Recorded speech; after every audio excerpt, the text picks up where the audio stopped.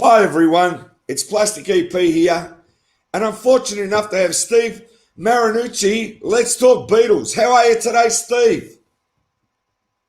Hello, hello, Plastic EP. Thanks for having us on. Believe me, Steve, it's my pleasure. Now, I want to talk some Beatles with you. Let's talk about the new Peter Jackson movie that's coming up called Get Back. Let's fill everybody in on that. Well, I mean, there's not really much to say about it just yet. I mean, we know it's coming. We know it's basically a reboot of Let It Be, and we know it's being done by Peter Jackson. That's about all we know at the moment. They previewed it in L.A. I believe it was in L.A. And the advance word was that it showed the Beatles all happy and smiling, and it's going to be, what they're doing is rewriting history, and that's what I mean, they did it with Let It Be Naked. Now they're doing it with the movie. Okay, also got to find out what's happening with Ringo and Paul at the moment. Paul was on Howard Stern today, and he talked about I haven't seen the full interview. I posted it on the Facebook page a little while ago, but he one of the things he talked about was the wet markets in China where the coronavirus started. Um, so I mean, he's concerned about animal rights as he always and so, but yeah, that's what's been happening with him. Ringo hasn't done much of anything except cancel his tours. He postponed his tours until I believe it's next year. I've got my Let It Be t-shirt on. Do you see that?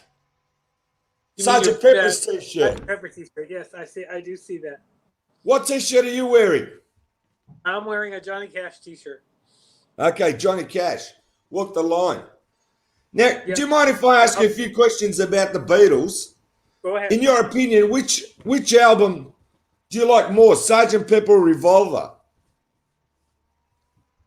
I know there's a lot of people, or there are a lot of people that say Revolver is the Beatles' best album, but I disagree. I think Pepper was better. Okay. What else? What else do you think the Beatles can do now? I'm really keen for the Apple to release the Beatle cartoons. I had an interview with Mitch Axelford, and I said, look, all these bootlegs are out there, and people are buying bootlegs, and Apple's missing out on money. Why don't they release the Beatle cartoons to people now? The word is that not all of them like it. I believe George is one of the one. George didn't like it for one. Didn't like the cartoons. I mean, they're more than happy to make money off the images, which they do. You can go to the store, to the official Beatles store, and buy tons of stuff with the images on it. But they do not like the cartoons themselves. And when you think about it, the cartoons were a product of that time. They were hokey. They're not what you'd call politically correct. Not that I mean I've watched them, and they don't bother me. They're actually kind of fun because they bring back that era. I mean, it's not just the Beatle cartoons that are that way. Cartoons in general were that way. But I think they're wrong to do that. But I also kind of understand that they know that if they were to put them out, they would get evaluated. They would get, they'd be they'd get critiqued not only formally by music critics but informally by the internet. And so I think they just don't want to have those out. I'm actually kind of surprised that they put out the Christmas album last year, and maybe that was a precursor to the cartoons coming out. Who knows? I mean, they've done that type of thing before, where they put out something to test the waters. And when you think about it, the Christmas album, because there are some references in the Christmas album, may have been to test the waters. I don't know. You know, with the anthology series, I'm just saying, I found that fascinating, right, with all those cuts that we haven't heard before. But I can't understand why it took them so long to do the Beatles number ones, where you're actually hearing the hits one after the other. To me, that was a long Well, time coming out. yeah, and actually even longer was the video, the video package. And the issue there comes down to the fact that you've got four separate heads making decisions, and they have to agree.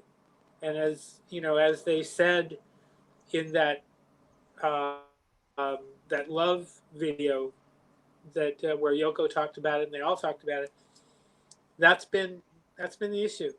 It's not, they don't go by majority rules. It's they all have to agree, and they missed out on a lot of things. They should have had iTunes years before they did.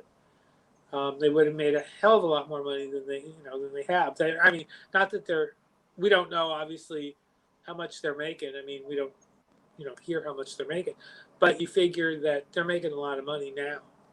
So, but that's the issue, and that's why they've been so slow about Let It Be, because there was some dissatisfaction again. Again, it's rumored to have been George Harrison with the original movie, and even though it's been bootleg for years and years and years, I mean it's probably one of the easiest things to get if you're looking for unreleased Beatles. They withheld putting it out. They waited basically for the anniversary is what they did, but that could have been out years ago, but. And it has been. There have been all sorts of bootlegs. There's been Blu-ray, bootleg Blu-rays. There's been so much of that put out, and there's been the sessions. So it's not. It's. I'm glad they're finally doing it. It's going to be interesting to see how much they bother to put together. Whether they do like they did with Pepper, like they did with the White Album. There was obviously a lot more stuff that they could have put out with some of those albums that they didn't. So and the way the Let It Be sessions went, they were all, they weren't organized in terms of what they did from day to day. So in some circumstances, in some they were, but it'll be curious to see where, and what and how they put it out. Steve, I've got to ask you, when I was in Vegas, I'm just saying the Beatles show there that they put on is fantastic. Like people go there and they're entertained and enjoying the Beatles songs by Cirque du Right. Soleil, I think it's called. That's right. Well, it's put on by Cirque du Soleil, right? It's the Love Show. And by the way, if you notice, I don't know if you noticed when or if they did it when you saw it. I went to the anniversary showing. Was it 2 years ago when Paul and Ringo and Yoko were there, and they played a bunch of unreleased mixes before the show. It was really kind of interesting. So, but yeah, the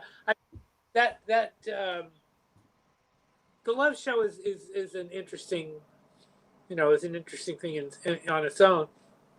As you know, it was the reason it happened was George Harrison, because George went to Vegas and he saw Cirque du Soleil and he thought, hey, this would be good to do with the Beatles. I've seen it a couple of times. I have to say I'm not the biggest fan of it. There's certain parts of it I like. I like the While My Guitar Gently Weeps segment. I think that's gorgeous. But parts of it, I think, it's a typical, Vegas tourist thing is what it kind of is. I mean, it's a lot of people love it. I've talked to people who think it's fantastic, but I'm not the biggest fan of it. So Okay. I want to ask you, let's go back to 1967.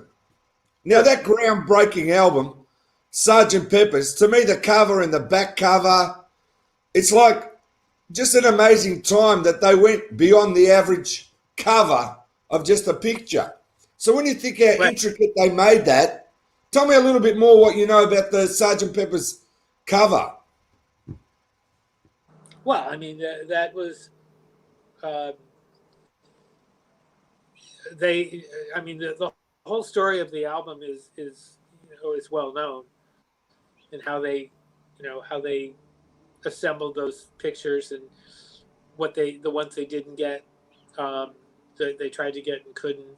Um, but I mean it was basically they're the people they admired on the Yeah, album. And it was, I mean, it's a great album. It's still, still stands up today, and it's wonderful. I, I mean, as I said earlier, I think it's the best album they've ever done in terms of the musical development, the the the the effects came came in full force on that, which is one reason why I think it beats out Revolver, because Revolver was not as Revolver had some great stuff on it, but Pepper went that much further. So well, being remastered now, the album by Gil Martin, it's fantastic, isn't it? And they're giving you yes, alternate yes, things. I thought he did a great job with that. Yeah, there were I remember sitting listening to it through headphones and just being totally amazed at how good it sounded, and it did. It's fantastic. I got to tell you, Steve, in my opinion, here living in Australia, right, because we had a lot of covered EPs in the 60s, the Beatles EPs, which I have. But I got to say, the biggest mistake they made was not putting out All My Loving as a single A side here in Australia. To me, if I was going to write a song and I write something like that, it's just too great. I just think it's such a great song. It was. I mean, yeah, you're right. It was kind of one of their trademark songs. Um, the moment in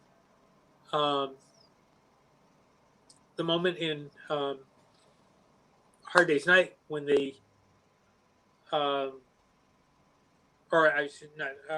It was in a Hard Day's Night, but the moment on the Ed Sullivan Show was just tremendous when they played it. So And also, the other song I think that is so underrated, just so underrated. We're talking mm, now, not the song Paperback Writer, but we're talking Rain. To me, that is one of the most amazing songs by the Beatles.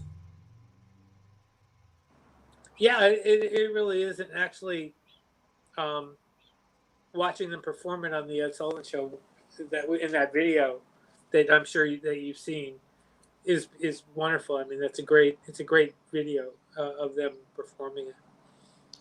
Yeah. I think I gotta I will say I think I like Paperback Writer a little better, but